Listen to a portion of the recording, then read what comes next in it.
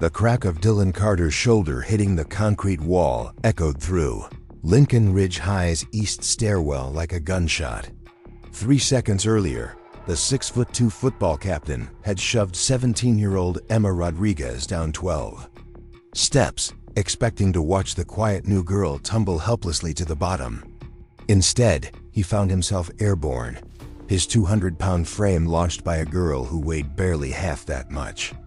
What happened in the next 97 seconds would end 3 athletic scholarships, expose a $1 million corruption scandal, and prove that the most dangerous fighters are often hiding in plain sight. Before we jump back in, tell us where you're tuning in from, and if this story touches you, make sure you're subscribed, because tomorrow I've saved something extra special for you. Emma Rodriguez had mastered the art of invisibility during her 2 months at Lincoln Ridge High School. With her oversized sweaters, wire-rimmed glasses, and habit of keeping her dark hair pulled forward to partially obscure her face, she moved through the crowded hallways like a ghost. Teachers barely noticed when she slipped into classrooms moments before the bell, and students' eyes seemed to slide past her as if she were part of the furniture. This anonymity wasn't accidental, it was survival. At 17, Emma carried herself with a peculiar stillness that most people mistook for shyness or social awkwardness. She spoke only when directly addressed, kept her responses brief and polite, and had perfected the art of appearing completely unremarkable. Her backpack was always perfectly organized, her homework submitted exactly on time, and her test scores consistently high, but never so exceptional as to draw unwanted attention. Emma Rodriguez was the kind of student who existed in teachers. Peripheral vision present, competent, and entirely forgettable. What her classmates and teachers at Lincoln Ridge couldn't see was the way Emma's dark eyes continuously tracked movement in her environment, cataloging exits and potential threats with the automatic precision of someone trained from childhood. They didn't notice how she positioned herself with clear sightlines to doorways, or how her seemingly casual posture allowed for instant movement in any direction. Most tellingly, they missed the small calluses on her knuckles and the subtle muscle definition beneath her loose-fitting clothes, evidence of years of intensive training that had nothing to do with high school athletics. The truth about Emma Rodriguez was buried beneath layers of deliberate camouflage. 3 years earlier, Staff Sergeant Carlos Rodriguez had been killed by an improvised explosive device outside Kandahar, Afghanistan, during his 4th deployment. Before his death, Carlos had spent Emma's entire childhood teaching her skills that most teenagers would never need: how to assess threats, how to move silently, how to use an attacker's size and momentum against them, and most importantly, how to end a fight quickly and decisively when violence became unavoidable. Emma's father had been a decorated Green Beret with 3 tours in Iraq and 4 in Afghanistan. But his most important mission had been preparing his daughter for a world where predators existed, and sometimes the only person who could protect you was yourself. Starting when Emma was 12, Carlos had taught her Krav Maga, tactical awareness, and combat psychology during his leaves home. These weren't casual self-defense lessons. They were intensive training sessions conducted with military precision and urgency, as if Carlos somehow knew his time was limited. After her father's death, Emma and her mother Maria had moved from Fort Bragg, North Carolina, to the affluent suburb of Riverside County, California, seeking a fresh start away from the constant reminders of military life. Maria, herself a former Army medic, had hoped that Lincoln Ridge High School would provide Emma with the normal teenage experience that military life had made impossible. Neither of them had anticipated that Emma's carefully constructed invisibility would make her a target for the very type of predators her father had trained her to handle. Lincoln Ridge High School operated under a social hierarchy as rigid and unforgiving as any military chain of command, but without the honor codes that governed actual military service. At the apex of this system stood the athletic elite football Players, wrestlers, and track stars whose victories on Friday nights translated into social immunity during school hours. These weren't just popular students. They were untouchable royalty whose parents' donations funded new equipment, whose college scholarships brought prestige to the school, and whose misbehavior was consistently overlooked by administrators who valued wins more than character. Dylan Carter embodied everything toxic about this system. At 18, the senior football captain possessed the kind of casual cruelty that develops when natural athletic ability combines with complete absence of consequences. Standing 6 feet 2 inches tall with the broad shoulders and thick neck of a linebacker, Dylan had learned early that his physical presence could intimidate teachers almost as effectively as it dominated opponents on the football field. His blonde hair was always perfectly styled, his clothes expensive but carefully casual, and his smile carried the predatory confidence of someone who had never encountered real resistance. Dylan's power extended far beyond his physical advantages. His father, Richard Carter, owned 3 successful car dealerships across Riverside County and served on Lincoln Ridge's school board. The Carter family's annual donations funded the school's athletic programs, and their political connections reached into the county sheriff's department and city council. This wasn't just privilege, it was a comprehensive protection system that had shielded Dylan from meaningful consequences since middle school. Beside Dylan stood his closest allies, Mason Brooks and Connor Walsh, who formed what students privately called the Trinity. Mason, the wrestling team's co-captain, was shorter than Dylan but more densely muscled, with the flat stare and hair-trigger temper of someone who enjoyed inflicting pain. His family's modest income made his full scholarship to San Diego State University desperately important, and he viewed any threat to his athletic career with paranoid intensity. Connor Walsh completed the trio, a track star whose parents were both prominent doctors and whose academic achievements matched his athletic ones. Connor was bound for Yale University on a combination academic and athletic scholarship, making him perhaps the most dangerous of the 3 because his intelligence made their cruelty more calculated and systematic. Together, these 3 had perfected a system of intimidation that flew beneath the radar of adult supervision while terrorizing their chosen victims with scientific precision. They understood exactly how much they could get away with, which teachers would look the other way, and how to frame their harassment as harmless pranks or teenage drama. Their victims learned quickly that reporting incidents was futile. Dylan's father's influence ensured that complaints disappeared into administrative black holes, while the boys' stellar academic and athletic records provided perfect cover for their systematic cruelty. Emma Rodriguez had first appeared on their radar in early October, though not for any action she had taken. Instead, her crime was simply existing in their domain while being obviously different. Preparing and narrating this story took us a lot of time, so if you are enjoying it, subscribe to our channel, it means a lot to us. Now back to the story. Her second-hand clothes, lack of social connections, and status as a military kid from out of state marked her as an outsider in Lincoln Ridge's insular community. More provocatively, Emma's consistent academic performance in advanced classes threatened the curves that helped maintain Connor's perfect GPA, while her obvious intelligence made her a potential witness to activities that the Trinity preferred to keep hidden. The harassment began subtly, as it always did. Books knocked from Emma's hands in crowded hallways, creating situations where she had to scramble to collect scattered papers, while other students stepped around her with deliberate indifference. Her locker was vandalized with crude drawings and slurs that janitors would clean away before teachers noticed, leaving Emma with no proof of the systematic campaign against her. During group projects, other students would mysteriously become too busy to work with her, leaving Emma to complete assignments alone while her would-be partners joined other groups. Emma documented everything with the methodical precision her father had taught her. Each incident was recorded in a small notebook hidden in her backpack, complete with dates, times, witnesses, and photographic evidence when possible.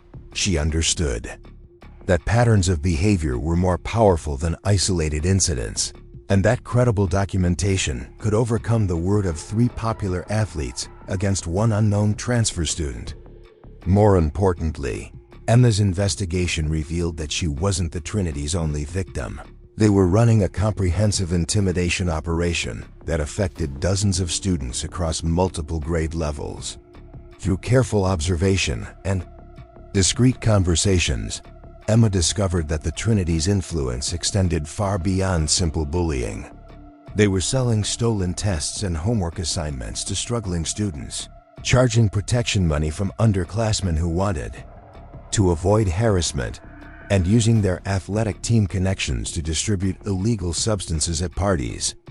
Most disturbingly, they had created a culture of silence through strategic targeting of potential witnesses and systematic destruction of anyone who might pose a threat to their operations. Emma's military training included psychological warfare principles, and she recognized the Trinity's tactics as classic intimidation strategies designed to maintain power through fear. They chose victims who appeared vulnerable and isolated, applied pressure gradually to avoid triggering institutional responses, and created environments where resistance seemed hopeless. It was an effective system that had operated successfully for years, protected by institutional indifference and community investment in athletic success. However, Emma also recognized fatal flaws in their approach. The Trinity's confidence in their immunity had made them careless about documentation and witnesses. Their pattern of escalating harassment followed predictable cycles that could be anticipated and prepared for. Most critically, their entire power structure depended on victims remaining isolated and afraid, vulnerabilities that Emma's training had specifically prepared her to exploit. By early November, Emma had compiled comprehensive evidence of the Trinity's activities affecting over 30 students, including financial extortion, academic fraud, and systematic harassment that met legal definitions of stalking and assault. She had established secure communication channels with other victims, many of whom had been suffering in silence for months or years. Most importantly, Emma had identified the approaching Red Ribbon Week Lincoln Ridge's annual anti-bullying awareness campaign as the perfect opportunity to expose the hypocrisy of a school that promoted kindness while ignoring systematic cruelty. The timing was particularly ironic because Dylan Carter had been chosen as one of Red Ribbon Week's student ambassadors, scheduled to give speeches about leadership and character to middle school students. The disconnect between his public persona and private behavior represented everything wrong with Lincoln Ridge's value system, and Emma recognized it as an opportunity to demonstrate the difference between appearance and reality in ways that even the most willfully blind administrators couldn't ignore. Emma's plan was simple and devastating. She would continue documenting the Trinity's behavior while gradually organizing their victims into a coordinated response. When the inevitable escalation occurred and Emma's training told her it was coming soon, she would be ready with evidence, witnesses, and the kind of overwhelming force that would end their reign of terror permanently. The only question was exactly when and where the Trinity would finally overplay their hand. The answer came on a Tuesday morning during Red Ribbon Week, when Emma's careful invisibility finally failed her. She had been photographing graffiti in a bathroom stall, crude threats directed at Sophia Martinez, a freshman who had rejected Mason Brooks' aggressive advances, when Connor Walsh spotted her emerging from the girls' restroom with her phone in hand. The coincidence was unfortunate, but inevitable. Eventually, even the most careful reconnaissance would intersect with enemy patrol patterns. Connor immediately understood the implications of Emma's documentation efforts, and his intelligence made him far more dangerous than his more physically imposing partners. Within hours, he had convinced Dylan and Mason that Emma represented an existential threat to their operations that required immediate and decisive action. Unlike their usual pattern of gradual escalation, this situation demanded the kind of overwhelming response that would eliminate the threat while sending a clear message to other potential witnesses. The plan they developed was characteristic of their systematic approach to intimidation. They would corner Emma in the east stairwell during the lunch period transition, when the area would be temporarily empty, but security cameras would capture everything for later editing and narrative control. The confrontation would appear spontaneous, while actually being carefully choreographed to create maximum psychological impact with minimal risk of serious consequences. Emma would be isolated, outnumbered, and forced to choose between humiliating submission or futile resistance that would only increase her suffering. What the Trinity didn't know was that Emma Rodriguez had been preparing for exactly this type of confrontation for months. Her father's training had emphasized that real fights were rarely fair, and that victory belonged to whoever was better prepared, not necessarily stronger or more numerous. Emma had studied the east stairwell's layout extensively, noting sight lines, escape routes, and environmental factors that could be used tactically. More importantly, she had recognized that any confrontation with the Trinity would inevitably become physical, and she had prepared accordingly. As Emma climbed the stairs toward her afternoon biology class, her enhanced situational awareness detected the approaching threat long before most people would have noticed anything unusual. The footsteps behind her were too numerous and too coordinated to be coincidental, and the way conversations died as she passed indicated that something significant was about to happen. Emma's pulse remained steady as her body automatically shifted into the relaxed readiness that her father had. Drilled into her loose muscles, controlled breathing, and complete mental focus on the developing tactical situation. The confrontation began exactly as Emma had anticipated, with Dylan Carter's voice echoing off the concrete walls in a tone designed to carry authority and menace. "Emma Rodriguez," he called out, using her full name like a summons to judgment.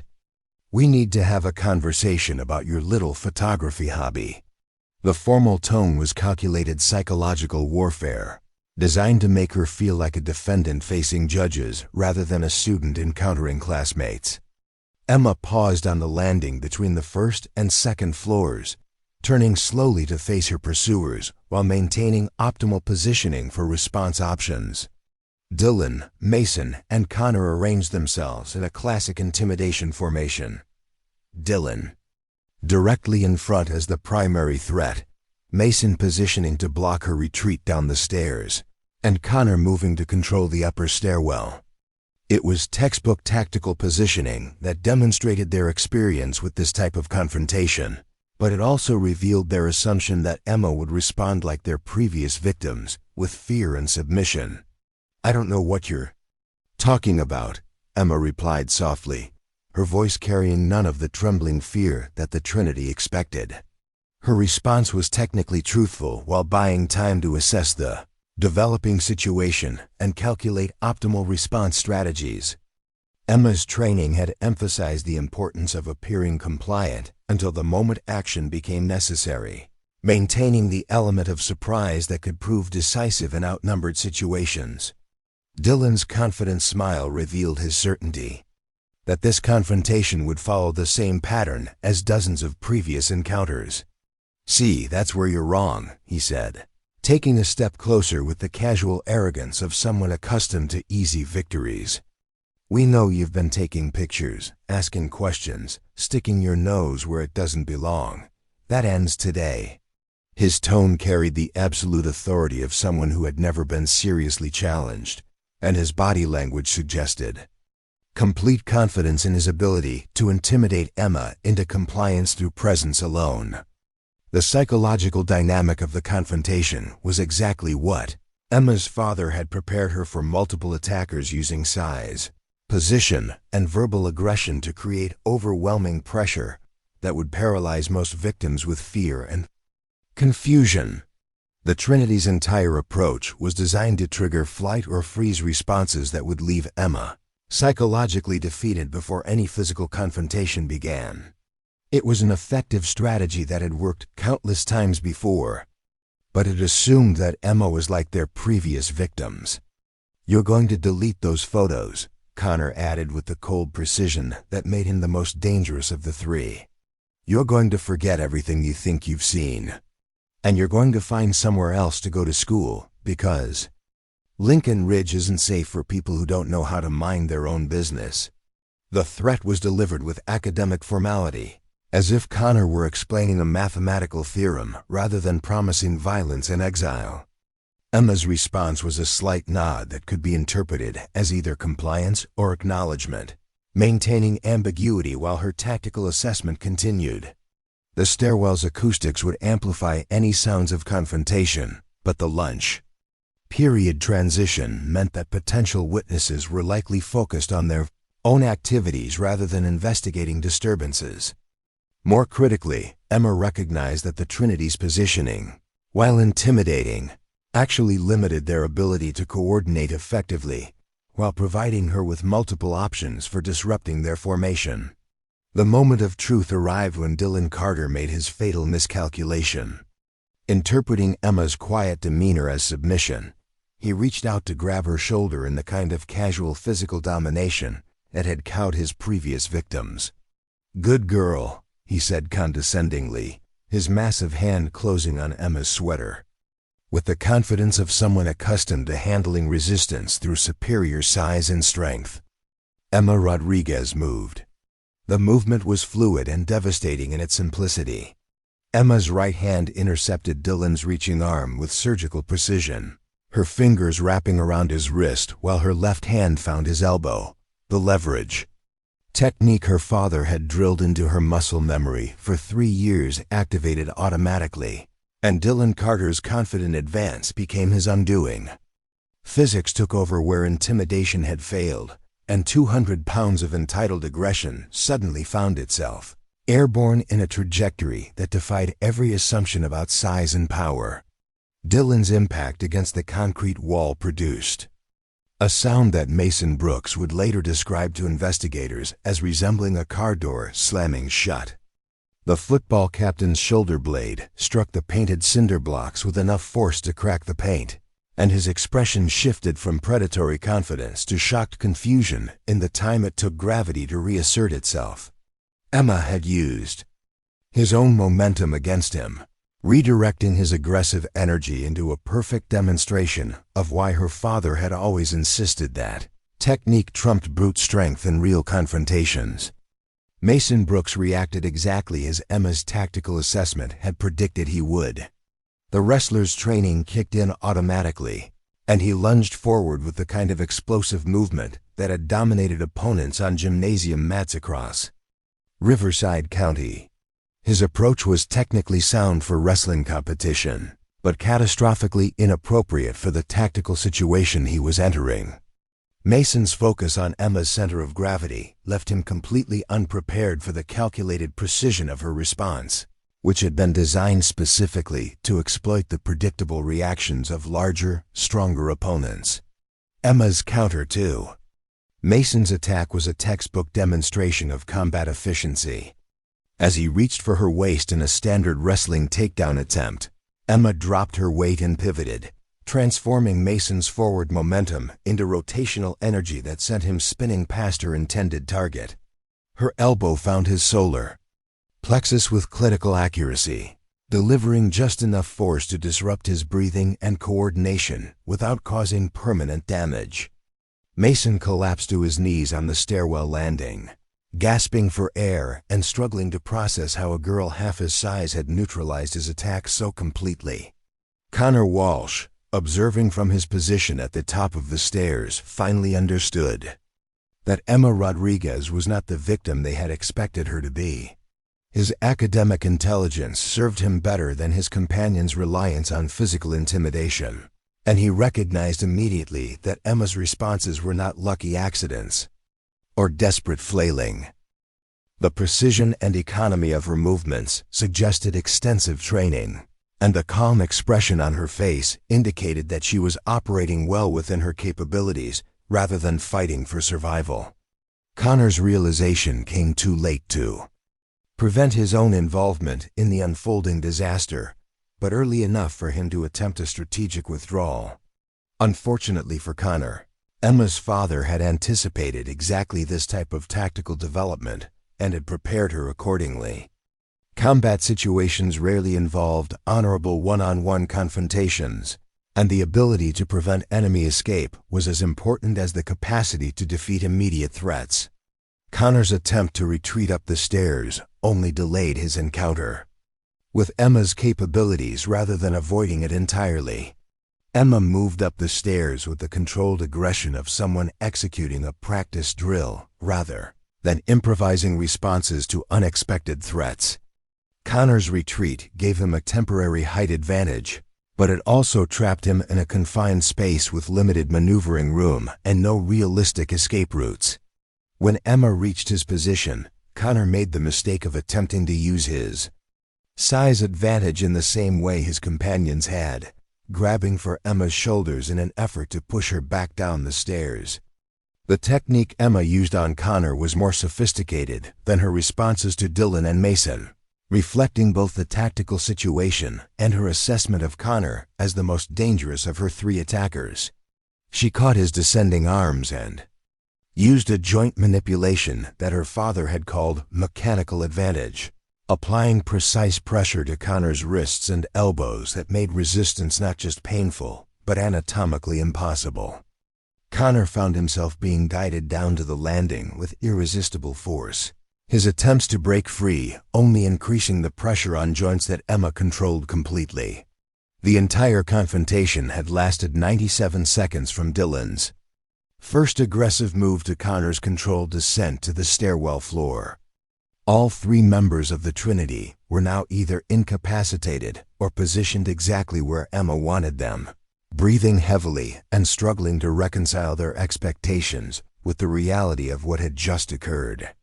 Emma herself showed no signs of exertion beyond slightly elevated breathing, and her clothes were barely disheveled despite having just defeated three larger, stronger opponents in rapid succession.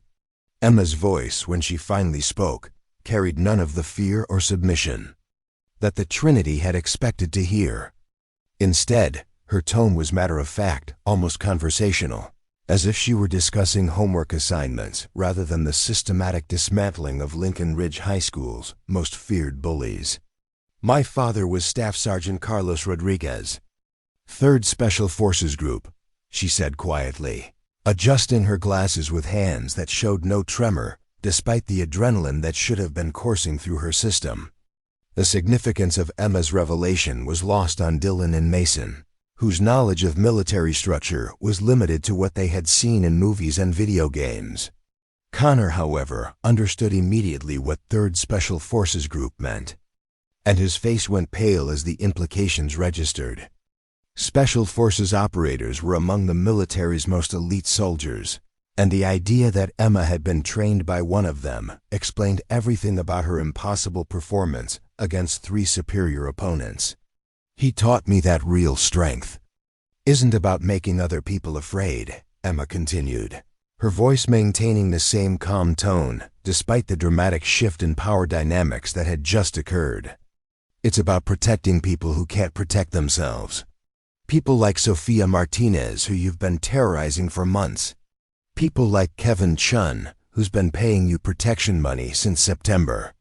People like Maria Santos, who changed schools because of your harassment. Emma's knowledge of the Trinity's victims was comprehensive and specific, revealing an investigation that went far beyond casual observation.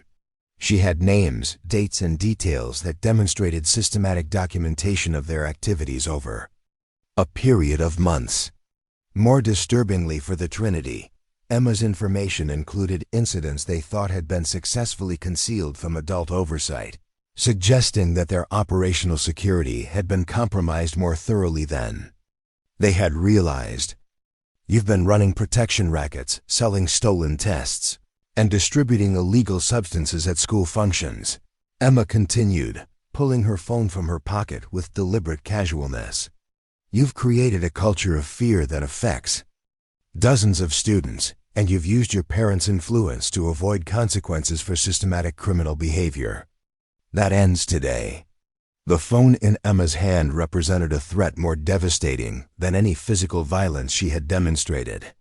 In the age of social media and viral videos, documented evidence of the Trinity's defeat would destroy their carefully constructed image of invincibility. More critically, Emma's mention of specific criminal activities suggested that she possessed evidence that could result in serious legal consequences regardless of their family's influence or their status as star athletes. Dylan Carter attempted to regain control of the situation through the same intimidation tactics that had served him successfully for years. "You can't prove anything," he said, struggling to his feet while favoring his injured shoulder. "It's your word against ours. And nobody's going to believe some weird military kid over 3 honor students with clean records." His voice carried less conviction than usual, but Dylan's entire identity was built on the assumption of his own invincibility, making surrender psychologically impossible. Emma's response was to tap her phone screen several times, causing an audio recording to begin playing through the device's speaker.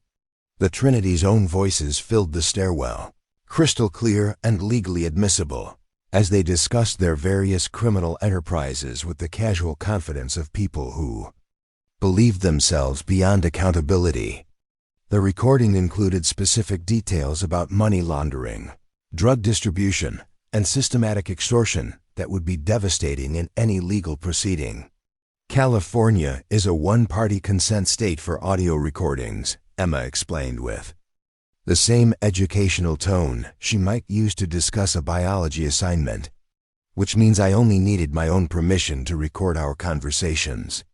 I've been documenting your activities for 2 months, and I have enough evidence to support multiple felony charges against each of you." Mason Brooks, still struggling to catch his breath from Emma's precise strike to his solar plexus, was the first to grasp the full implications of their situation. "You've been planning this," he wheezed, his wrestler's understanding of strategy making him appreciate the comprehensive nature of Emma's preparation. "This whole thing was a setup." "Not a setup," Emma corrected gently. "An investigation. You've been committing crimes and hurting people for years. I just documented it properly and waited for you to escalate to the point where self-defense became necessary." Her distinction was important from both legal and ethical perspectives, positioning her actions as reactive rather than predatory. Connor Walsh, his academic intelligence finally overcoming his shock, attempted to negotiate from their rapidly deteriorating position. "What do you want?" he asked, recognizing that Emma held all the tactical advantages and that continued resistance would only worsen their eventual consequences. "Money? We can pay you more than anyone else is paying for information." Emma's response revealed the fundamental difference between her motivations and the Trinity's assumptions about how the world operated. "I don't want your money," she said with obvious distaste. "I want you to stop hurting people. I want justice for your victims. And I want to make sure this never happens again."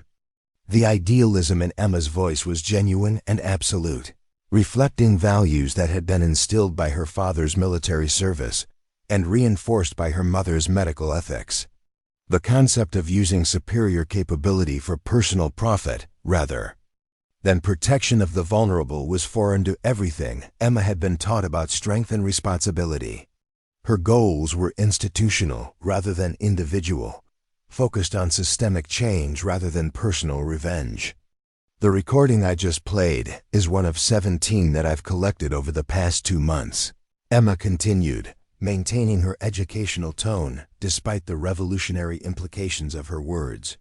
"I also have financial records showing unauthorized access to school computer systems, video evidence of drug transactions at 3 separate parties, and sworn statements from 14 victims detailing systematic harassment and extortion." The comprehensiveness of Emma's evidence collection was staggering in its scope and professionalism. She had approached the investigation with military thoroughness, creating redundant documentation that would survive any individual challenge, while building a case that was overwhelming in its totality. The Trinity's years of criminal activity had been catalogued with the kind of methodical precision that prosecutors dreamed of receiving from law enforcement agencies.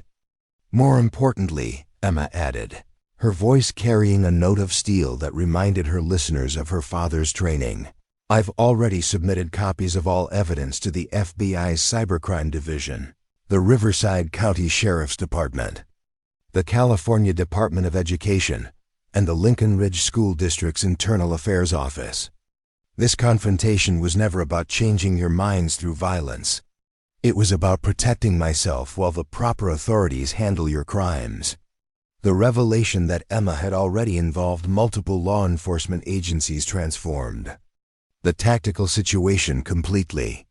The Trinity's focus on intimidating Emma into silence was now pointless, since the evidence was already in official hands and beyond their ability to suppress or destroy. Their parents' influence over local school administrators would be irrelevant when federal agencies were conducting the investigation, and their athletic achievements would provide no protection against criminal prosecution. Dylan Carter's response revealed his inability to accept the reality of his situation. "My father will have your family destroyed," he snarled, falling back on threats that had worked throughout his privileged life. "He knows people in every agency in this county. You have no idea what you've started." Emma's laugh was soft but carried genuine amusement rather than fear. "Your father's car dealerships are currently under investigation by the IRS for tax evasion and money laundering," she replied conversationally. "The FBI is very interested in how cryptocurrency payments from your drug sales were processed through his business accounts. I don't think he's going to be in a position to help anyone for quite some time." The scope of Emma's investigation had extended far beyond the Trinity's school-based activities to encompass the financial networks that supported their operations. Her father's intelligence training had emphasized the importance of understanding entire organizational structures rather than focusing solely on immediate threats, and Emma had applied those lessons with devastating effectiveness. The Trinity's family connections, which they had viewed as protective assets, had actually made them more vulnerable by creating additional legal exposure. Connor Walsh, his strategic mind finally grasping their hopeless situation, made one final attempt at damage control. "We can make this right," he said desperately. "We can pay back everyone we took money from. We can apologize to everyone we hurt. We can do community service, make donations, whatever you want." Emma's response revealed both her tactical sophistication and her ethical foundation. "Community service and apologies are exactly what you're going to do," she agreed. "But not because you're negotiating from a position of strength. Because that's what the legal system is going to require as part of your plea agreements when you're facing multiple felony charges." The distinction Emma drew was crucial for understanding her strategic thinking. She wasn't interested in private settlements. That would allow the Trinity to buy their way out of consequences while leaving the underlying system unchanged. Instead, she had engineered a situation where public accountability would be unavoidable, creating precedents that would protect future victims while ensuring that institutional changes would prevent recurrence of similar problems. The evidence. "I've collected supports charges of racketeering, money laundering, drug distribution, cybercrime, and systematic harassment under California's anti-bullying statutes," Emma continued, demonstrating knowledge of legal frameworks that impressed even Connor's academic intelligence. "Your athletic scholarships will be revoked when the universities receive official notification of your criminal charges. Your college admissions will be withdrawn when background checks reveal your legal troubles." Emma's understanding of the consequences facing the Trinity was comprehensive and accurate, reflecting research that went beyond criminal law to encompass educational policy and athletic regulations. She had anticipated every aspect of their defense strategy and prepared countermeasures that would neutralize their advantages while maximizing the impact of their eventual accountability. The sound of approaching footsteps in the stairwell announced, The arrival of school security, drawn by reports of a disturbance from students who had heard the confrontation from adjacent classrooms. Officer Michael Torres, Lincoln Ridge's resource officer, rounded the corner to find 3 of the school's most prominent athletes sitting dejectedly on the stairwell, landing while a quiet transfer student stood calmly nearby, apparently unharmed. Despite being outnumbered 3-1, "Everything okay here?" Officer Torres asked, his tone carrying the weary professionalism of someone accustomed to breaking up teenage conflicts that were more dramatic than dangerous. His initial assessment of the situation was influenced by his familiarity with the Trinity's clean disciplinary records and Emma's status as an unknown quantity in the school's social dynamics. Emma's response was to hand Officer Torres her phone, which displayed the active recording application that had captured the entire confrontation. "Officer Torres, I'd like to report multiple felonies committed by these 3 students, including assault, extortion, and drug distribution. I have comprehensive evidence of their criminal activities, and I've already contacted federal authorities to begin a formal investigation." The professional competence in Emma's voice, combined with her methodical presentation of evidence, immediately elevated the situation beyond typical teenage drama into the realm of serious criminal investigation. Officer Torres accepted the phone and began reviewing the recorded conversations, his expression growing increasingly grave as he recognized the legal implications of what he was hearing. These recordings appear to document systematic criminal activity over an extended period, Officer Torres observed, his police training enabling him to recognize the evidentiary value of Emma's documentation. "I'm going to need to contact detectives and have everyone involved provide formal statements. This is well beyond the scope of typical school discipline." The involvement of law enforcement marked the end of the Trinity's immunity from consequences, and the beginning of a legal process that would reshape Lincoln Ridge High School's entire culture. Emma Rodriguez had achieved in 2 months what years of complaints and administrative meetings had failed to accomplish, demonstrating that systematic documentation and strategic thinking could overcome even the most entrenched corruption when applied with military precision and unwavering commitment to justice. Principal Rebecca Hayes stood in her office doorway, staring at the chaos unfolding in her usually pristine administrative suite. 3 sets of parents sat in separate corners of the room, their faces displaying varying degrees of shock, anger, and disbelief as Detective Sarah Martinez from the Riverside County Sheriff's Department methodically explained the criminal charges their children would be facing.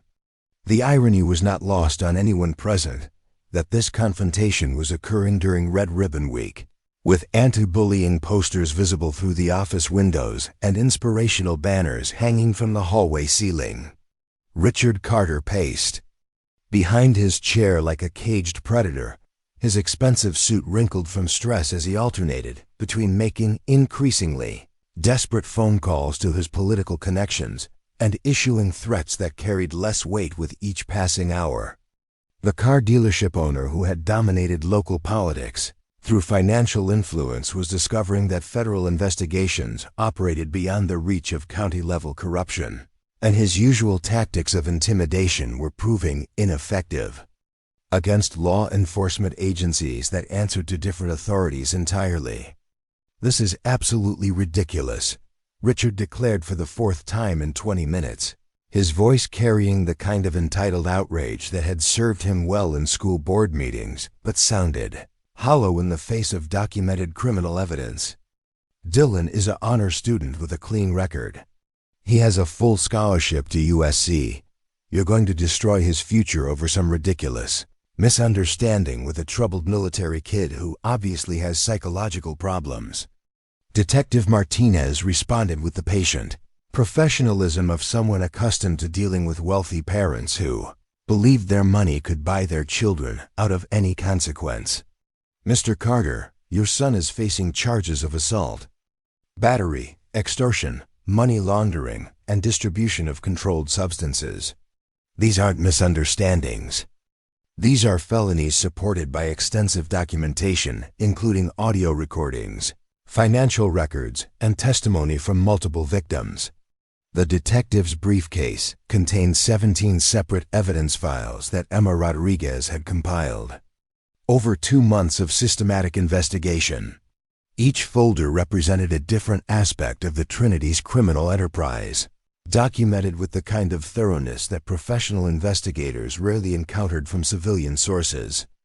Emma's military training was evident in every aspect of her evidence collection, from the meticulous chain of custody procedures she had, followed to the redundant documentation that made challenges to individual pieces of evidence irrelevant.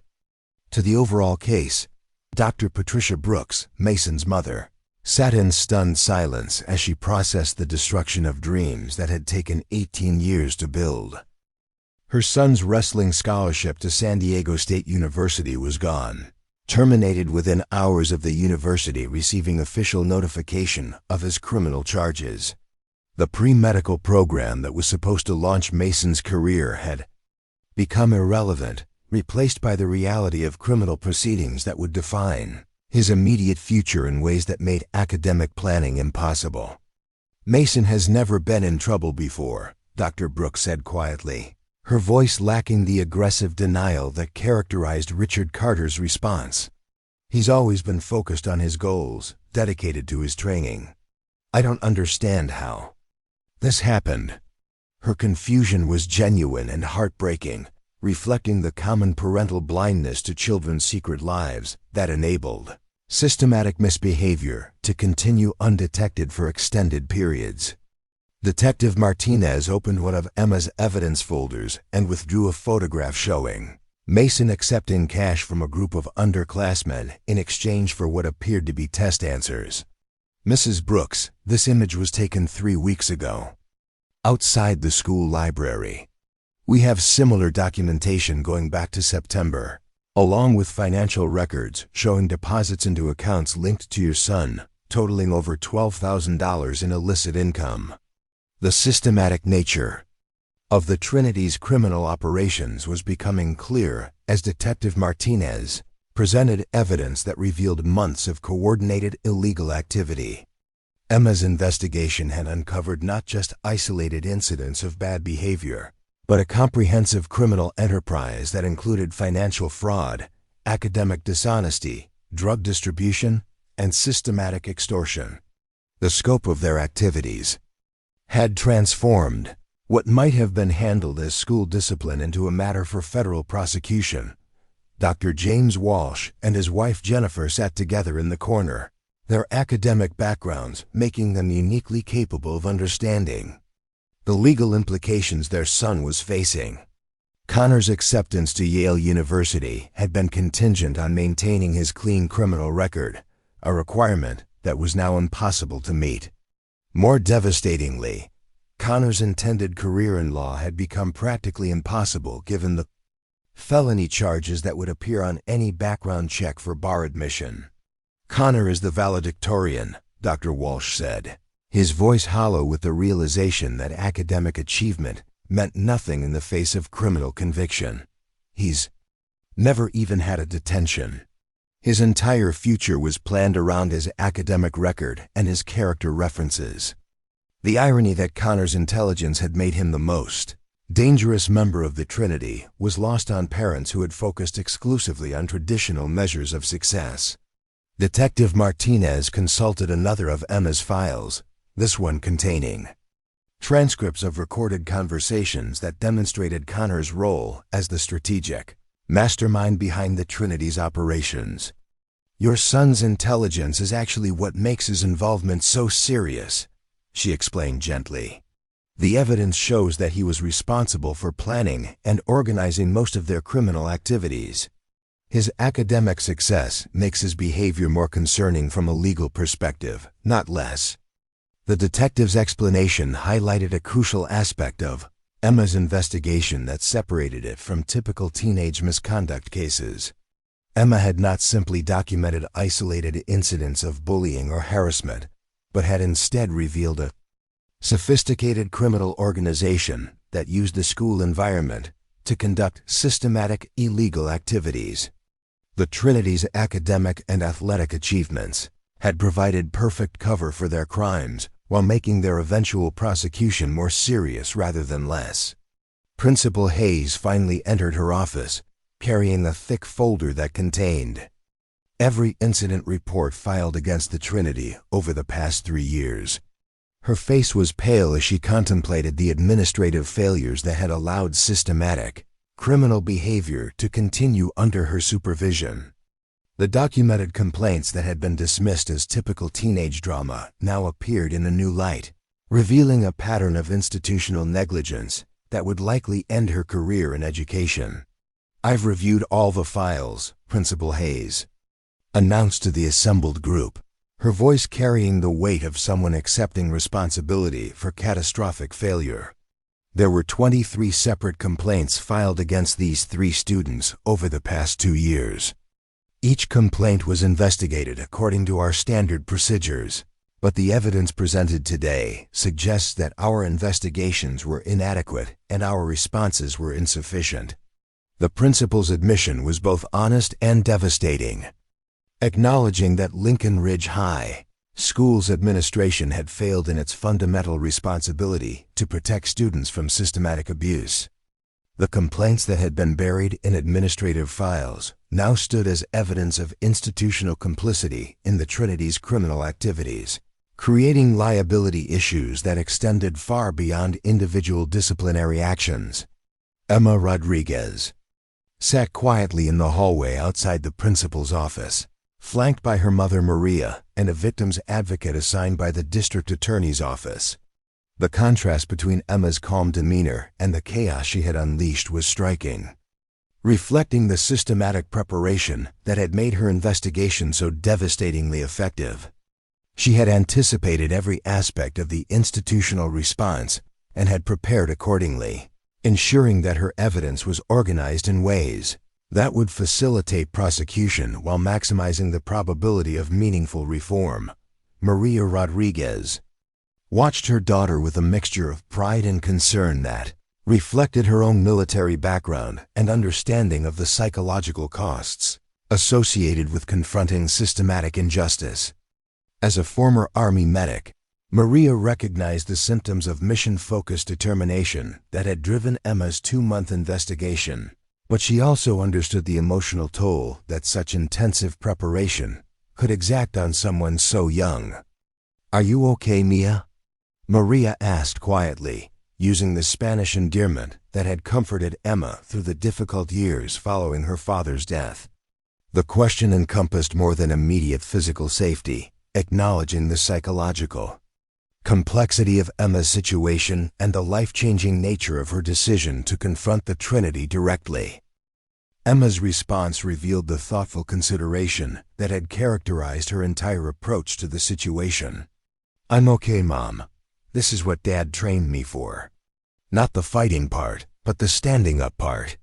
He always said that strength without justice is just bullying, and justice without strength is just wishful thinking."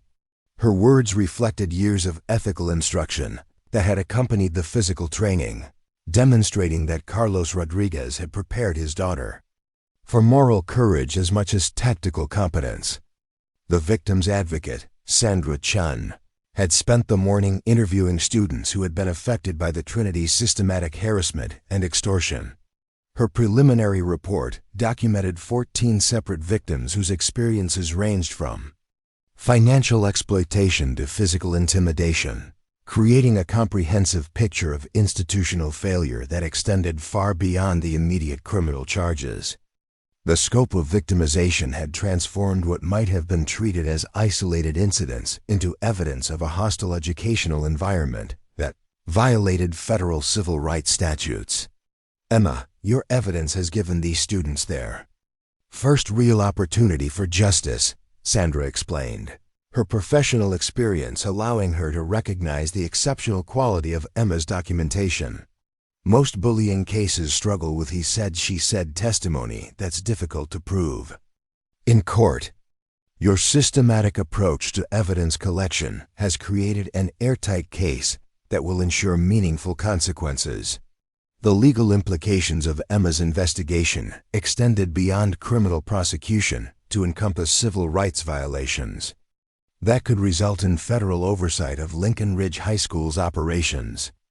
The systematic nature of the Trinity's harassment, combined with the administration's documented failure to respond appropriately to complaints, created grounds for institutional liability that could transform the school's entire approach to student safety and discipline. Dr. Lisa Chun, the school counselor, emerged from a conference room where she had been interviewing students who had been affected by the Trinity's activities. Her expression was grim as she carried files documenting the psychological impact of systematic harassment on victims who had suffered in silence for months or years. The emotional toll of the Trinity's behavior was extensive and measurable, creating additional grounds for prosecution while highlighting the human cost of institutional indifference. We're looking at 14 confirmed victims with documented psychological trauma, Dr. Chun reported to the assembled group. 3 students have required medication for anxiety disorders directly related to harassment. 2 families have considered transferring their children to other schools. 1 student has been in counseling for 6 months because of systematic intimidation that was never properly addressed. The counselor's report provided crucial context for understanding why Emma's intervention had been necessary and why traditional disciplinary approaches had proven inadequate. The Trinity's systematic harassment had created measurable harm that extended far beyond temporary embarrassment or social discomfort, qualifying their behavior for prosecution under anti-bullying statutes that treated psychological trauma as seriously as physical assault. Detective Martinez received a phone call that added another dimension to the developing case. That was the FBI cybercrime unit, she announced after ending the call. They've completed their preliminary analysis of the financial records Emma provided. The cryptocurrency transactions she documented total over $80,000 in illegal revenue, processed through accounts linked to several adult family members.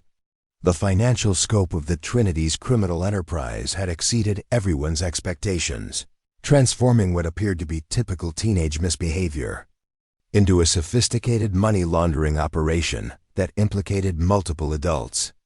Emma's investigation had uncovered connections between the students' criminal activities and their families' legitimate businesses, creating additional grounds for federal prosecution that would make local political influence irrelevant.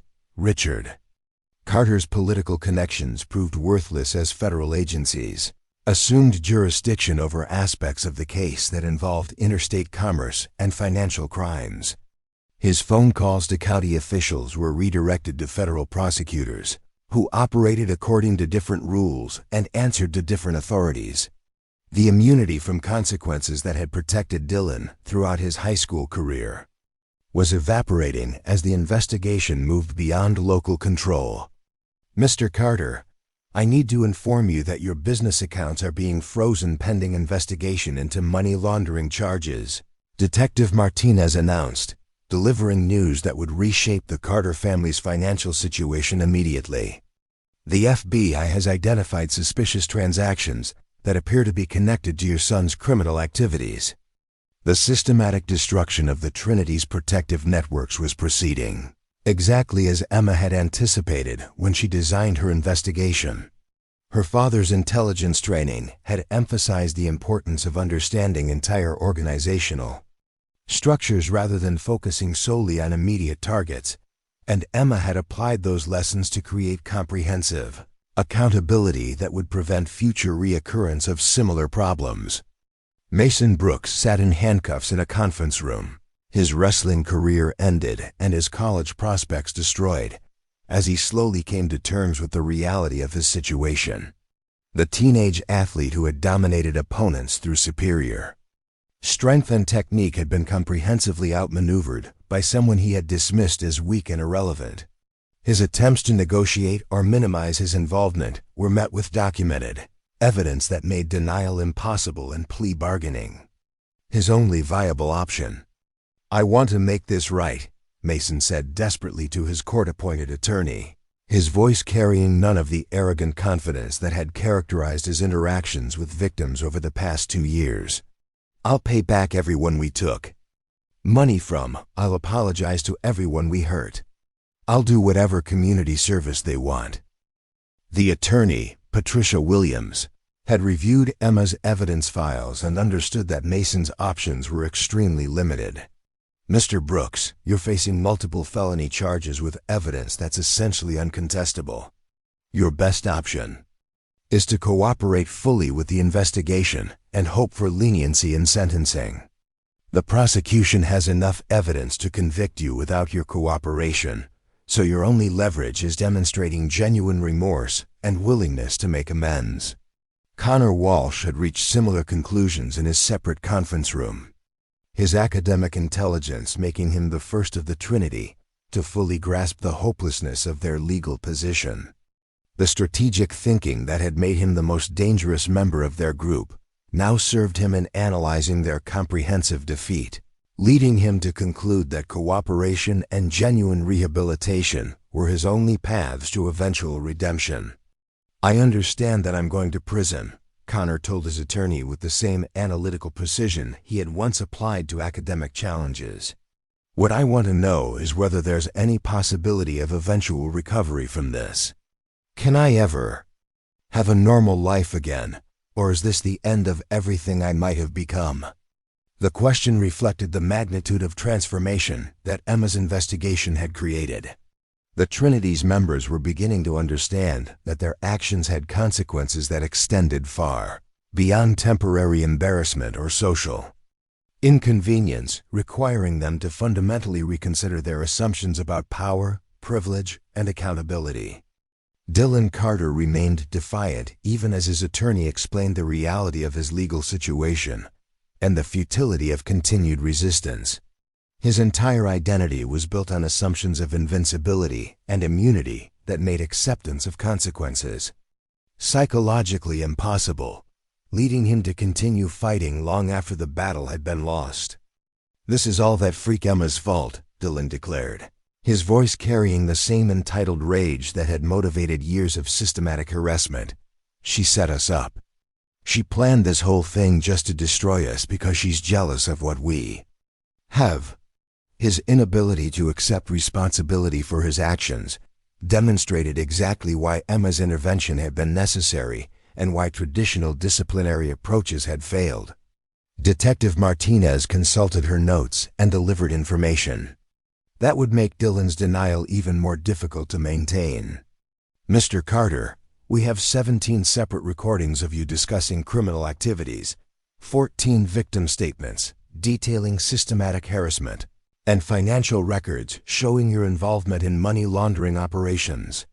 Miss Rodriguez didn't set you up. She documented crimes you were already committing." The detective's matter-of-fact presentation of evidence highlighted the professional quality of Emma's investigation and the systematic nature of the Trinity's criminal behavior.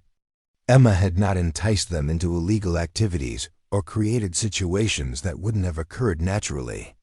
Instead, she had simply documented their existing criminal enterprise with military precision and thoroughness. The afternoon brought additional developments as federal investigators arrived to assume jurisdiction over aspects of the case that involved interstate commerce and financial crimes. Emma's evidence had revealed connections between the Trinity's school-based criminal activities and broader networks of corruption that extended into adult business operations, creating grounds for prosecution under federal statutes that carried more serious penalties than state charges. Agent Jennifer Walsh from the FBI's Financial Crimes Unit reviewed Emma's documentation with professional admiration for its thoroughness and organization. "This is the most comprehensive civilian investigation I've encountered in 15 years. Of federal law enforcement," she told Emma during their formal interview. "Your evidence collection procedures are better than what we see from many police departments." The agent's assessment reflected Emma's military training and her father's emphasis on systematic preparation and methodical execution. Carlos Rodriguez had prepared his daughter for situations where evidence quality could mean the difference between justice and impunity, teaching her to document everything with the precision required for legal proceedings rather than simply personal satisfaction. Emma's response to the praise was characteristically modest and mission-focused. "My father taught me that if something is worth doing, it's worth doing right." These people were hurting others and using their privilege to avoid consequences. Someone needed to make sure the evidence was strong enough that they couldn't escape accountability again. The systematic dismantling of the Trinity's criminal organization continued as investigators uncovered evidence of corruption that extended far beyond the original school-based charges. Emma's investigation had revealed the tip of an iceberg that included adult family members, political connections, and business networks that had enabled systematic criminal behavior while protecting perpetrators from meaningful consequences. As evening approached, Lincoln Ridge High School had been transformed from an institution where systematic harassment was tolerated into a crime scene where federal investigators were gathering evidence of organized criminal activity. Emma Rodriguez had achieved in one day what years of complaints and administrative meetings had failed to accomplish, demonstrating that systematic preparation and unwavering commitment to justice could overcome even the most entrenched corruption when applied with military precision and moral courage.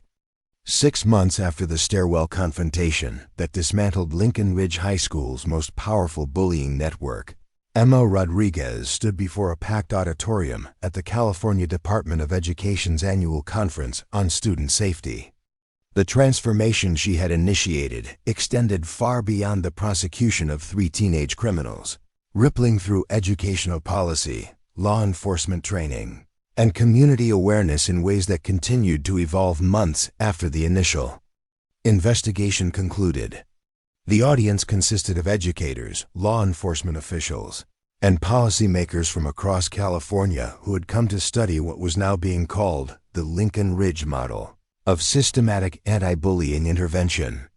Emma's comprehensive documentation techniques and strategic approach to evidence collection had become required training material for school resource officers statewide, while her investigation methods were being adapted for use by professional law enforcement agencies dealing with organized criminal activity in educational environments. Emma's presentation focused not on the dramatic confrontation that had captured media attention, but on the systematic preparation and community building that had made meaningful change possible.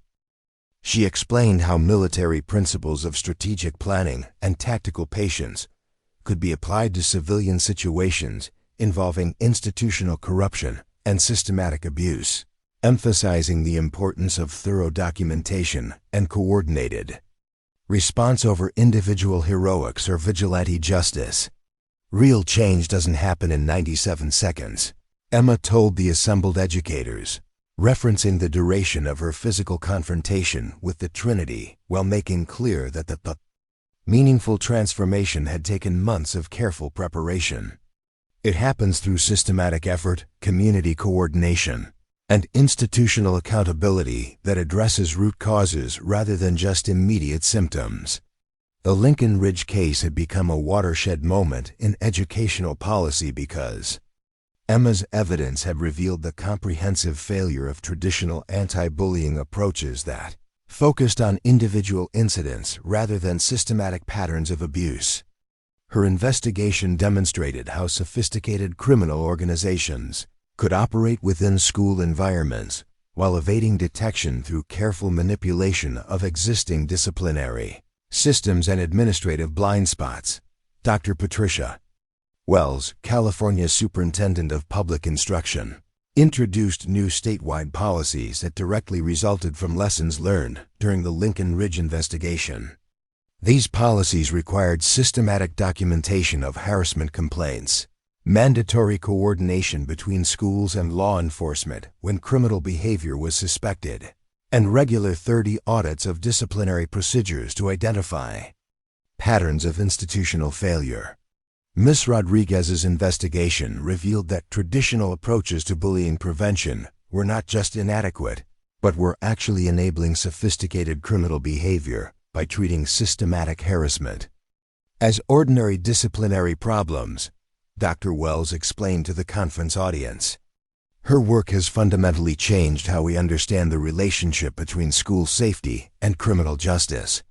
The policy changes represented a complete paradigm shift in how educational institutions approach student safety, moving from reactive disciplinary measures to proactive investigation and prevention strategies. Emma's systematic documentation techniques were now required training for all California school administrators, while her evidence collection protocols had been adopted by law enforcement agencies across multiple states. Dylan Carter sat in a medium-security federal prison in Central California, serving the second year of a 5-year sentence for his role in the Trinity's criminal organization. The former football captain who had once dominated Lincoln Ridge through physical intimidation now worked in the prison library, helping other inmates prepare for GED examinations while participating in anger management programs that addressed the psychological roots of his abusive behavior. The transformation in Dylan's character was genuine but hard-won, requiring months of intensive therapy to address the entitlement and narcissism that had driven his criminal behavior. His correspondence with a victim impact counselor revealed growing understanding of the harm he had inflicted and genuine commitment to making amends through community service and advocacy work upon his eventual release. I spent 18 years believing that strength meant making other people afraid, Dylan wrote in a letter that would later be read at victim impact hearings. Emma Rodriguez showed me that real strength means protecting people who can't protect themselves. I can never undo the harm I caused, but I can spend the rest of my life making sure other kids don't make the same mistakes I did. Dylan's father, Richard Carter, had faced more severe consequences than his son, receiving a 10-year federal sentence for money laundering and tax evasion charges that emerged from Emma's investigation into the Trinity's financial networks.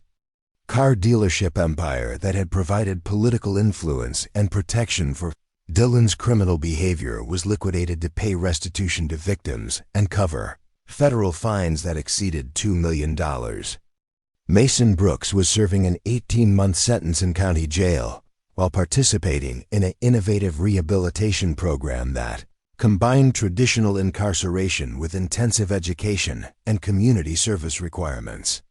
The former wrestler, who had used his physical strength to intimidate victims, now taught self-defense classes to domestic violence survivors, applying his athletic skills in service of protection rather than predation.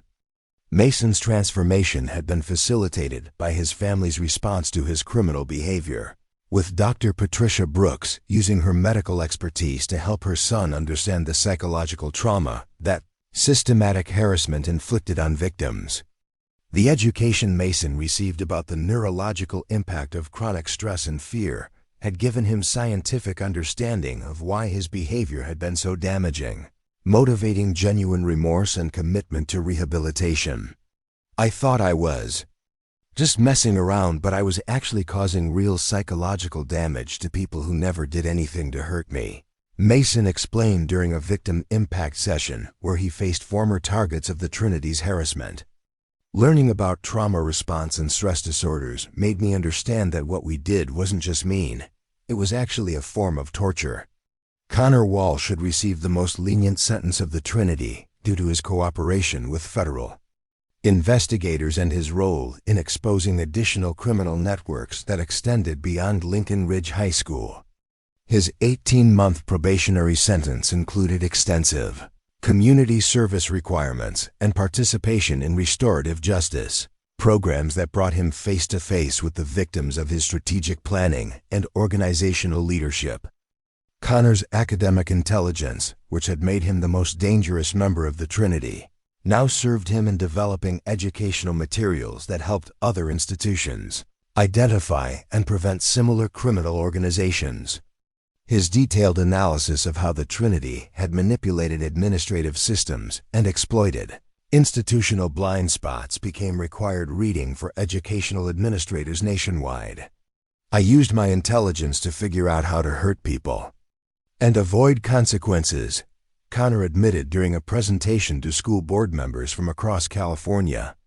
Now I'm using that same analytical ability to help schools recognize and stop systematic harassment before it becomes entrenched. It's the least I can do to make amends for the harm I caused. The 3 former members of the Trinity were required to participate in victim impact sessions where they faced the people they had systematically terrorized over multiple years. These confrontations were facilitated by professional counselors who ensured that the session served therapeutic rather than punitive purposes, focusing on education and healing rather than revenge or additional trauma. Sophia Martinez, the freshman who had been targeted by Mason Brooks for rejecting his advances, had become an advocate for other students experiencing harassment and had testified before the state legislature about the need for stronger anti-bullying enforcement. Her courage in speaking publicly about her experiences had inspired dozens of other victims to come forward, creating a comprehensive record of the Trinity's systematic criminal behavior. Seeing Emma stand up to them gave me courage to speak up about what they had done to me, Sophia explained during her legislative testimony. But more importantly, seeing them face real consequences showed me that bullies aren't invincible. They're just regular people who get away with hurting others until someone with enough courage and preparation stops them. The ripple effects of Emma's intervention had transformed Lincoln Ridge High School's entire culture, creating an environment where systematic harassment was no longer tolerated or ignored. The new principal, Dr. James Rodriguez, had implemented comprehensive reforms that included anonymous reporting systems, regular climate surveys, and mandatory training for all staff on recognizing and responding to systematic abuse patterns. Student leadership at Lincoln Ridge had also evolved, with Emma establishing a peer mediation program that trained students to recognize and intervene in developing harassment situations before they escalated to criminal behavior. The program combined conflict resolution techniques with basic legal education, ensuring that students understood both their rights and their responsibilities in maintaining a safe educational environment. Emma taught us that we don't have to wait for adults to fix problems, explained Ashley Chun, who had been elected student body president on a platform of continuing Emma's advocacy work. We can document problems, organize responses, and demand accountability when institutions fail to protect students. But we also learned that real change requires working within systems rather than just fighting against them. The Lincoln Ridge Peer Mediation Program had become a model for schools across California, with Emma serving as a consultant to educational institutions seeking to implement similar systematic approaches to harassment prevention. Her training materials emphasized community building and institutional accountability over individual confrontation, teaching students to address problems through coordinated action rather than isolated heroics. Emma's mother, Maria, had become an advocate for military families dealing with educational transition challenges, using her experience to help other veterans' children navigate the cultural differences between military and civilian school environments. Her work addressed the unique challenges faced by military kids who often possessed advanced maturity and training that could create social isolation in typical high school settings. Military children often have capabilities and experiences that make them different from their civilian peers, Maria explained during a presentation to military family support groups. Emma's training served her well when she needed to protect herself and others, but it also made her feel isolated and different. We need to help these kids understand that their differences are strengths while teaching them to build bridges with civilian communities. The psychological aftermath of Emma's confrontation with the Trinity had required professional support to process the complex emotions associated with using violence, even in self-defense, and with bearing responsibility for the dramatic consequences that resulted from her investigation. Emma worked with a counselor who specialized in military families to ensure that her response to trauma remained healthy and constructive rather than developing into patterns that might create future problems. Using force against other people, even when it's justified and necessary, creates psychological stress that needs to be addressed professionally. Dr. Sarah Kim explained during a conference presentation about supporting students who intervene in crisis situations. Emma's military training prepared her tactically, but she still needed civilian support to process the emotional complexity of her situation. The therapeutic work Emma undertook served as a model for supporting other students who found themselves in positions requiring courageous intervention in dangerous situations. Her experience demonstrated the importance of comprehensive support systems that addressed both the immediate crisis and the long-term psychological impact of taking significant action against systematic injustice. Emma's academic performance had improved dramatically after the Trinity's removal, allowing her to pursue advanced coursework in criminal justice and public policy that aligned with her interests in systematic reform and institutional accountability. Her exceptional insight into investigative techniques and evidence collection had attracted attention from universities with specialized programs in law enforcement and legal studies. The scholarship opportunities available to Emma reflected both her academic achievements and her demonstrated commitment to public service and social justice. Multiple universities had offered full scholarships that would allow her to pursue undergraduate and graduate education focused on improving institutional responses to systematic abuse and criminal behavior. Emma's work at Lincoln Ridge demonstrates the kind of analytical thinking and moral courage that we want to develop in future law enforcement and policy leaders, explained Dr. Michael Torres, director of the Criminal Justice Program at UC San Diego. Her systematic approach to evidence collection and her commitment to institutional reform rather than personal revenge show exactly the kind of character we need in people who will be responsible for protecting communities.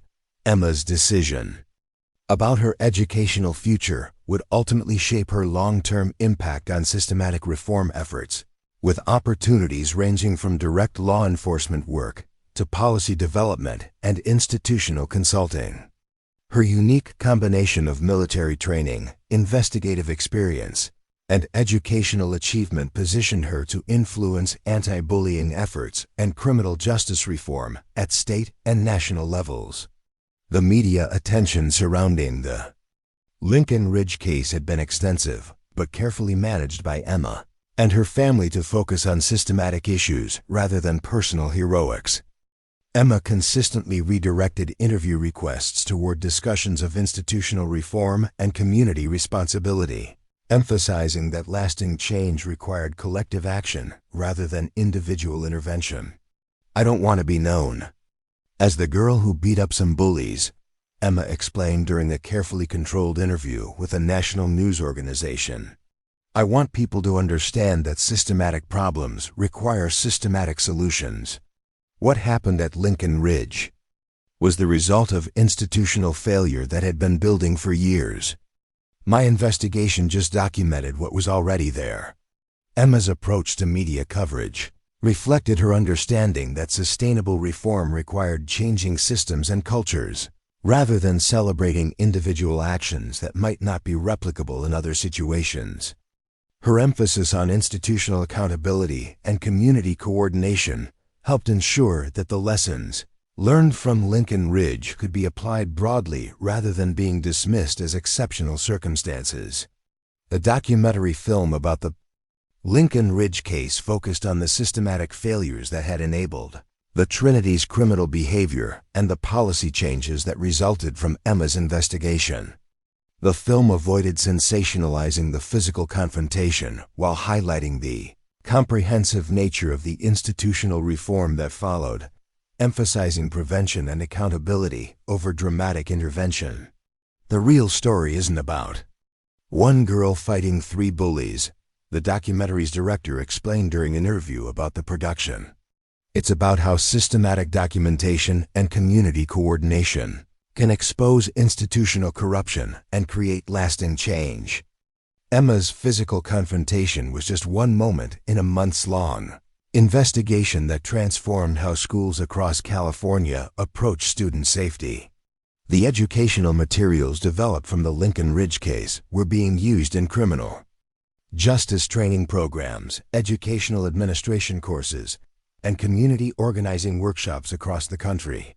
Emma's systematic approach to evidence collection and institutional accountability had applications far beyond school safety, providing a model for addressing systematic abuse in various organizational contexts. Law enforcement agencies had adopted Emma's documentation techniques for investigating organized criminal activity, while corporate compliance programs used her methods for identifying and addressing systematic harassment in workplace environments. The transferable nature of her systematic approach demonstrated that military-style preparation and tactical thinking could be applied effectively to civilian institutional reform efforts. Emma's long-term vision for her work focused on developing systematic approaches to preventing institutional corruption and abuse rather than simply responding to crisis situations after problems had become entrenched. Her experience at Lincoln Ridge had convinced her that proactive investigation and community organization were more effective than reactive intervention in creating sustainable change. "The goal isn't to teach everyone to fight," Emma explained during her final presentation at the California Department of Education conference. "The goal is to create systems where fighting becomes unnecessary because problems are identified and addressed before they escalate to crisis levels. Real strength means building communities where everyone feels safe and supported." The legacy of Emma Rodriguez's intervention at Lincoln Ridge High School continued to evolve months after the initial confrontation, influencing educational policy, law enforcement training, and community organizing efforts across California and beyond. Her systematic approach to institutional accountability had demonstrated that individual courage, properly prepared and strategically applied, could catalyze systematic reform that protected entire communities from systematic abuse and corruption. The transformation of Lincoln Ridge High School from an institution that tolerated systematic harassment to a model of student safety and institutional accountability proved that meaningful change was possible when communities committed to addressing root causes rather than just treating symptoms. Emma's military training had provided the tactical skills necessary for her immediate confrontation with the Trinity, but her lasting impact came from the systematic thinking and institutional focus that created sustainable reform.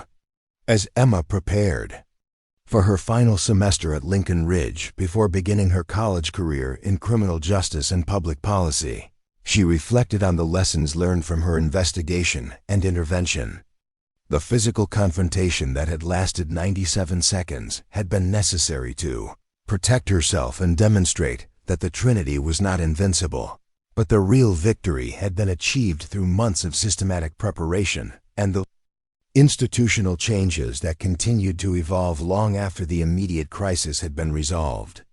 The story of Emma Rodriguez and the Trinity had become more than a tale of individual courage triumphing over systematic abuse. It had become a demonstration of how military principles of strategic thinking and tactical preparation could be applied to civilian institutional reform, creating lasting change that protected entire communities while ensuring that justice was achieved through systematic accountability rather than individual revenge. 2 years after the confrontation that transformed Lincoln Ridge High School into a national model for institutional reform, Emma Rodriguez walked across the stage at UC San Diego's graduation ceremony, receiving her bachelor's degree in criminal justice with highest honors. The young woman who had once hidden behind oversized sweaters and wire-rimmed glasses now carried herself with quiet confidence that reflected both her military training and her growing expertise in systematic institutional change. The audience for Emma's graduation included an unlikely collection of supporters that demonstrated the far-reaching impact of her work at Lincoln Ridge. Dr. Patricia Wells, California's Superintendent of Public Instruction, sat beside Maria Rodriguez. In the family section, while Detective Sarah Martinez and Agent Jennifer Walsh represented the law enforcement community that had adopted Emma's investigation techniques. Most remarkably, Mason Brooks and Connor Walsh were present in the audience, their attendance representing the complex relationships that had developed through the restorative justice process that followed their criminal convictions. Emma's undergraduate thesis had analyzed the systematic failures that enabled institutional corruption in educational environments, using the Lincoln Ridge case as a foundation for broader research into organizational dynamics and accountability mechanisms. Her work had been published in 3 academic journals and was being used as required reading in criminal justice programs across the country, establishing her as a leading voice in institutional reform despite her young age. The thesis research had taken Emma far beyond her original investigation at Lincoln Ridge, incorporating case studies from dozens of schools where similar patterns of systematic harassment had been identified and addressed using her documentation techniques. The scope of institutional failure that her research revealed was staggering, suggesting that the Lincoln Ridge case was representative of widespread problems rather than an isolated incident. Emma's research has fundamentally changed how we understand the relationship between institutional culture and criminal behavior, explained Dr. Michael Torres, who had served as Emma's thesis advisor and was now collaborating with her on a comprehensive study of educational reform implementation. She's demonstrated that systematic harassment isn't just a disciplinary problem, it's often a symptom of deeper organizational dysfunction that enables various forms of criminal activity. The academic recognition Emma had received for her research was matched by practical applications that were transforming schools across multiple states. Her systematic approach to evidence collection and institutional accountability had been incorporated into federal guidelines for educational institutions receiving government funding, making her techniques a requirement for schools seeking to maintain their accreditation and financial support. Emma's graduation day was also marked by the announcement of her acceptance into the FBI's accelerated training program for candidates with specialized expertise in institutional corruption and systematic criminal behavior. The federal agency had created a new position specifically designed to utilize Emma's unique combination of military training, investigative experience, and academic credentials in addressing organized criminal activity within educational and community organizations. The FBI position represented the culmination of Emma's strategic thinking about how to maximize her impact on systematic reform efforts. Rather than pursuing traditional law enforcement roles that focused on individual cases, Emma had positioned herself to influence policy and training at the national level, ensuring that the lessons learned from Lincoln Ridge could be applied broadly across diverse institutional contexts. Agent Patricia Williams, who had recruited Emma for the FBI program, explained the significance of her appointment during the graduation ceremony. Ms. Rodriguez has demonstrated an exceptional ability to identify and dismantle systematic criminal organizations while maintaining focus on institutional reform rather than punitive measures. Her approach combines tactical excellence with strategic thinking in ways that are revolutionizing how federal agencies approach organizational corruption. The FBI position would allow Emma to develop training programs for law enforcement agencies dealing with systematic criminal behavior in educational, corporate, and community environments. Her work would focus on teaching investigators to recognize patterns of institutional failure that enable organized criminal activity while building community capacity for prevention and early intervention. Dylan Carter had been released from federal prison 6 months earlier and was now working as a counselor in a juvenile intervention program that served at-risk youth in inner-city Los Angeles.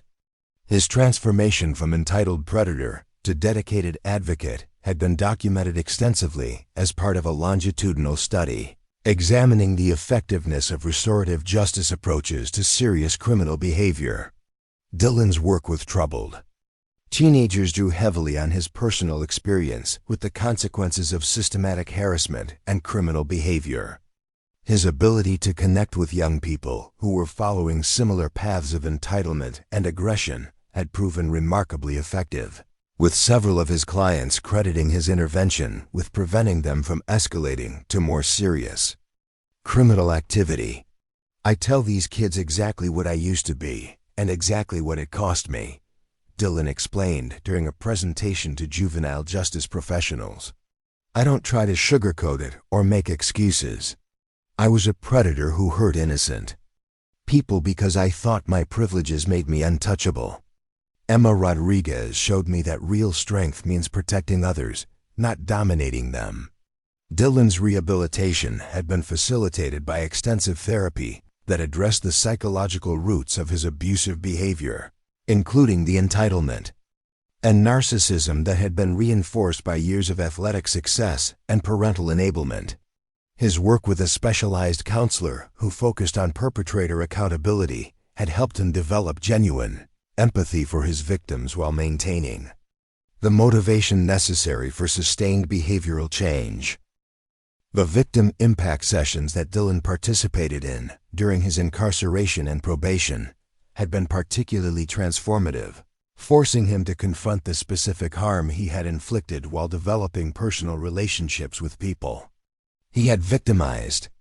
These confrontations had been facilitated by professionals who ensured therapeutic rather than punitive outcomes, focusing on healing and education rather than revenge or additional trauma.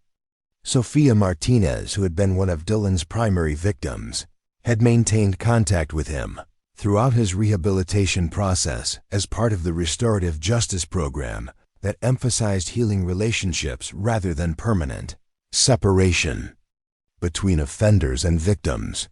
Their interactions had evolved from initial hostility through tentative forgiveness to genuine collaboration on preventing similar situations from developing in other schools.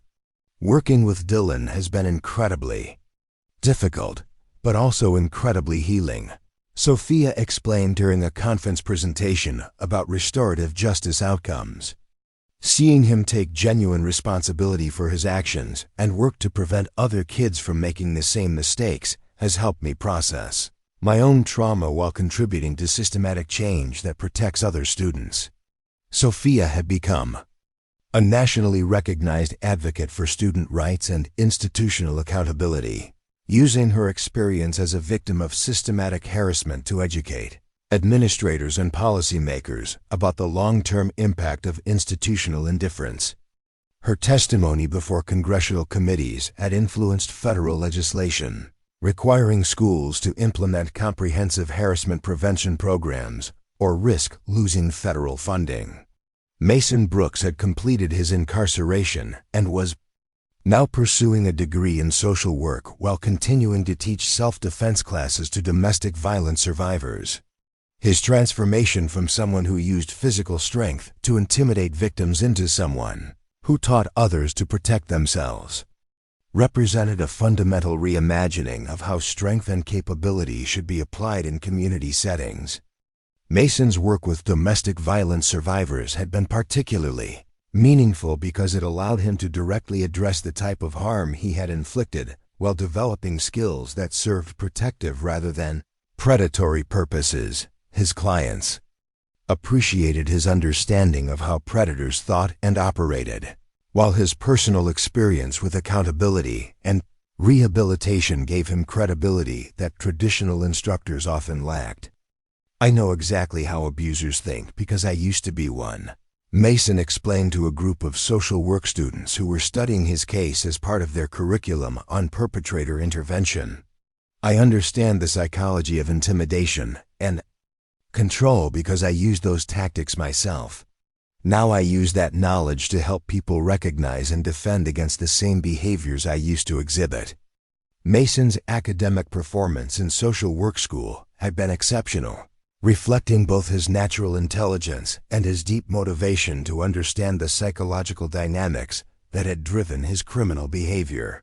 His thesis research focused on the relationship between athletic culture and systematic harassment, examining how competitive environments could either promote or discourage abusive behavior depending on institutional leadership and cultural values. Connor Walsh had leveraged his analytical intelligence to become a leading researcher in institutional corruption and organizational psychology, completing a master's degree in criminology while serving his probationary sentence through community service and restorative justice programming. His academic work built on his personal experience with systematic criminal behavior to develop theoretical frameworks for understanding how intelligent individuals become involved in organized illegal activity.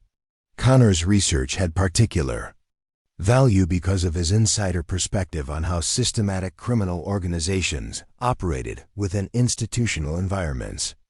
His detailed analysis of the Trinity's methods and motivations provided insights that external researchers could not access, contributing to academic understanding of how privilege and intelligence could be channeled toward destructive rather than constructive purposes. I was able to organize and coordinate criminal activity precisely because I was intelligent and privileged, Connor explained during a presentation to criminology researchers. My academic success and social status provided perfect cover for illegal behavior, while my analytical skills made our operations more sophisticated and harder to detect. Understanding how intelligence and privilege can facilitate criminal behavior is crucial for developing effective prevention strategies. Connor's work had contributed to policy discussions about how educational institutions could better identify and address systematic criminal behavior among high-achieving students who use their academic success to avoid scrutiny. His research suggested that traditional approaches to identifying at-risk students often overlooked intelligent perpetrators who were skilled at manipulation and deception. The restorative justice process that had brought the Trinity's former members into ongoing relationship with their victims had become a model for addressing systematic criminal behavior in ways that promoted healing and prevention rather than simply punishment and separation. The program's success in facilitating genuine rehabilitation while supporting victim recovery had attracted attention from criminal justice systems across the country. Dr. Lisa Chun, who had facilitated many of the victim offender conferences, explained the theoretical foundation for the program's success during the National Conference on Restorative Justice. Traditional punitive approaches to systematic criminal behavior often fail to address the underlying institutional and psychological factors that enable such behavior to develop and persist. Restorative justice creates opportunities for genuine accountability and systemic change that punishment alone cannot achieve. The psychological research that emerged from studying the Trinity's rehabilitation had contributed to academic understanding of how systematic criminal behavior developed among privileged youth and how intervention programs could most effectively address the complex motivations that drove such behavior. The longitudinal data collected from all participants had provided unprecedented insight into the effectiveness of different therapeutic and educational approaches. Emma's work at the federal level had expanded far beyond her original focus on educational institutions to encompass systematic criminal behavior in corporate, religious, and community organizations. Her techniques for identifying and dismantling organized criminal activity had been applied successfully to cases involving financial fraud, human trafficking, and political corruption, demonstrating the broad applicability of systematic documentation and institutional accountability approaches. The training programs Emma developed for federal agents emphasized community building and institutional reform over traditional law enforcement approaches that focus primarily on individual prosecution. Her methods taught investigators to address root causes of systematic criminal behavior rather than simply responding to symptoms. creating more effective and sustainable outcomes for affected communities. Emma's approach represents a fundamental shift in how federal law enforcement thinks about systematic criminal behavior, explained FBI Director James Walsh during a congressional hearing on institutional corruption.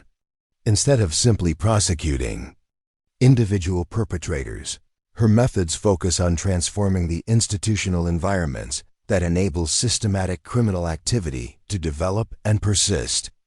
The congressional testimony reflected growing recognition at the highest levels of government that traditional law enforcement approaches were inadequate for addressing systematic institutional corruption that affected multiple communities and organizations.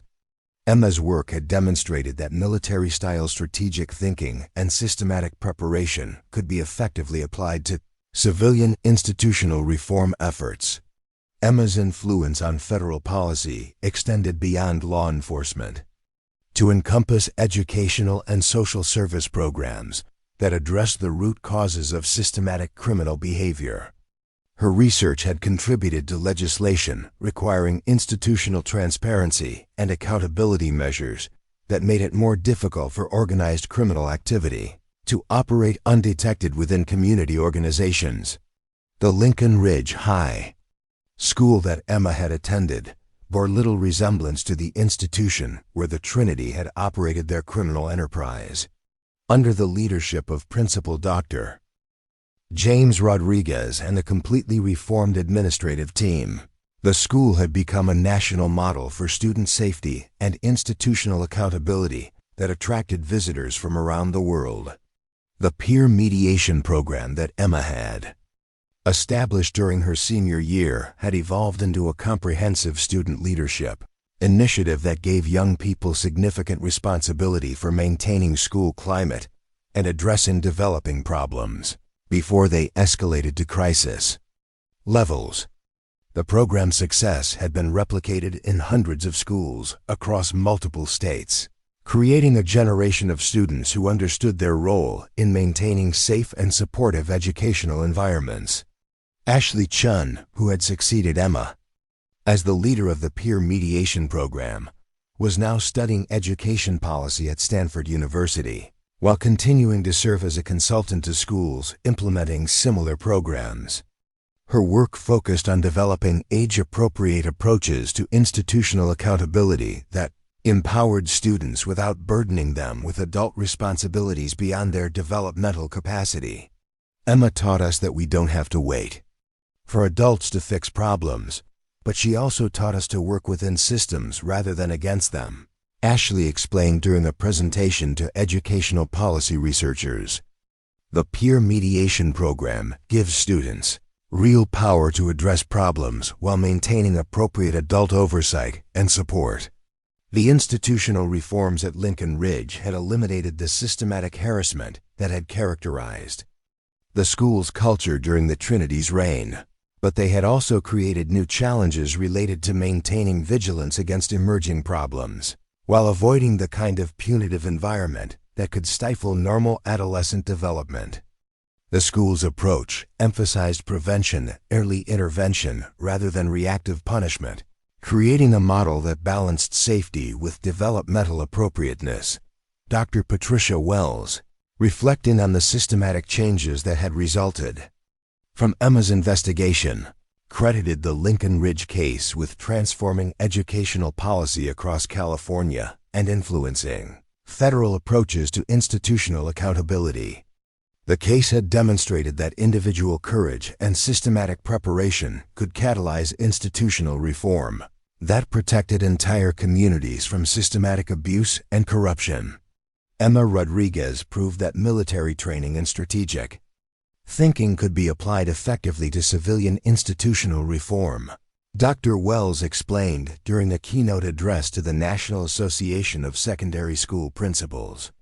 Her work showed us that the same systematic approach that makes our military forces effective could be used to protect students and transform educational environments. The academic research that had emerged from studying the Lincoln Ridge case and its aftermath had contributed to multiple fields including criminology, education policy, organizational psychology, and restorative justice theory. The comprehensive documentation that Emma had maintained throughout her investigation and its aftermath had provided researchers with unprecedented data about systematic criminal behavior and institutional reform processes. Emma's master's thesis, which she was completing while working for the FBI, analyzed the long-term outcomes of systematic institutional reform efforts across multiple organizational contexts. Her research suggested that sustainable change required comprehensive approaches that addressed cultural, structural, and individual factors simultaneously, rather than focusing on any single aspect of institutional dysfunction. The thesis research had taken Emma to dozens of organizations where systematic problems had been identified and addressed using principles derived from her Lincoln Ridge investigation. The diversity of contexts where her approaches had been successfully applied demonstrated the broad applicability of systematic documentation and institutional accountability techniques.